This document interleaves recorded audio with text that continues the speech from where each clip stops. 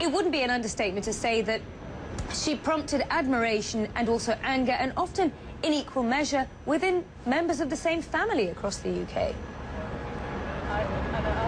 Well, absolutely. As you say, she was a divisive figure. She always was. But it seems that today, and you see those newspaper headlines, that actually the debate is polarising even further. People digging into their positions further today. People pro-Thatcher, people anti-Thatcher, people being very outspoken. The former Labour leader, Neil Kinnock, breaking tradition, really, and saying that she was a disaster for this country.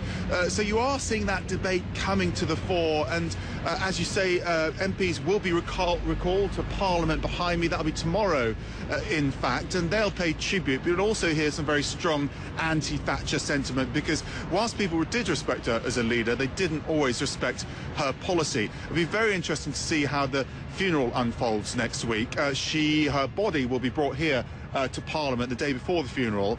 Then it will be taken up to the Strand, a road further up here in London, and she'll be put on a gun carriage, and that will be taken along to Westminster Abbey. And on that part, St Paul's Cathedral, on that part of the route, the public is encouraged to turn out. If they do want to turn out, they won't be invited to the funeral itself. That will be a private service. But what sort of reaction will there be along that route? It won't be the sort of Diana occasion that we've seen in the past. It will be polarising, I think. There will be demonstrators along that route, and it's going to be an extraordinary affair, I think, Nina.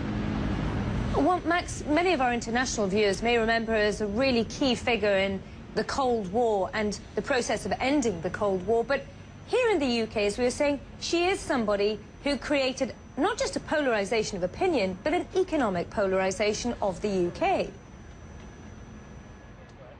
Well, it's argued that she decimated communities, particularly in the mining industry, as she tried to break it down, privatise it, make the British labour force much more flexible, which she did achieve. And many people say that that's why Britain's in a better situation as compared to France, for example.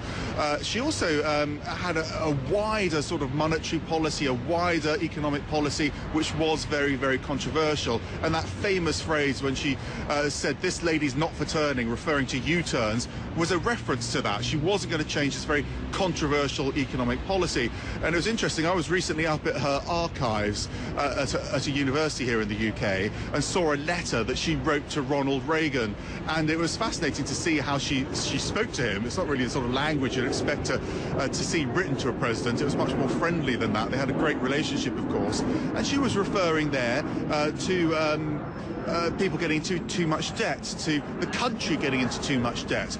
Fascinating to see now how that emerged into a credit bubble which burst and caused all this financial crisis. So perhaps she had some premonitions there about how the world economy was going. She was controversial, but some argue that actually she was right on many things.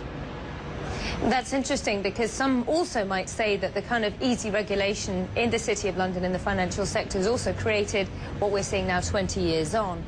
Max, let me also ask you about the role of women in British politics as well, because obviously she's the first and only British Prime Minister who's been a woman to date, but she wasn't always well liked by women, was she? And she didn't have a lot of time for them, apparently.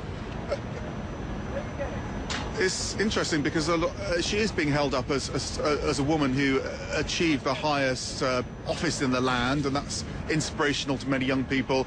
Theresa May, a very high-profile figure in this country, talks about her as well. She was talking about her yesterday in that role. But as you say, she surrounded herself with men. And you speak to some of the veteran political correspondents, and they always sort of joke about how she reacted to women in the press pack.